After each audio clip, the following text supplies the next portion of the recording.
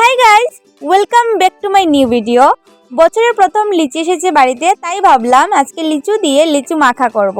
তাহলে চলো লিচু মাখা কিভাবে করতে হয় সেটা জানতে হলে ভিডিওটা লাস্ট অবধি দেখতে হবে। প্রথমে আমি লিচুগুলিকে ভালো করে পরিষ্কার জলে ধুয়ে নিয়েছিলাম, তারপর আমি লিচু থেকে লিচুর খোসাগুলি ছাড়িয়ে নিয়েছিলাম। তোমরা চাইলে এখানে লিচুগুলির বীজ ছাড়িয়ে লিচুগুলিকে ছোট ছোট করে কেটেও নিতে পারো। তারপর আমি নুন এবং শুকনো লঙ্কাকে পুড়িয়ে ভালো করে মেখে নিয়েছিলাম, আর তারপর এখানে দিয়েছিলাম কাশ্মীরি লাল লঙ্কার গুঁড়ো, আর তারপর দিয়েছিলাম উপর থেকে সামান্য পরিমাণ চিনি। তোমরা চাইলে এখানে কাসুন্দি বা গন্ধরাজ লেবুর পাতাও অ্যাড করতে পারো, আমার কাছে ছিল না তাই আমি দিইনি। যাই হোক, সবকিছু উপকরণ দিয়ে দেওয়ার পর ভালো করে হাত দিয়ে এগুলিকে আমি মেখে নিয়েছিলাম। এগুলি দেখেই অনেকের জিভে জল চলে এসেছে, তাই না? হ্যাঁ, জানি আমারও এসেছিল।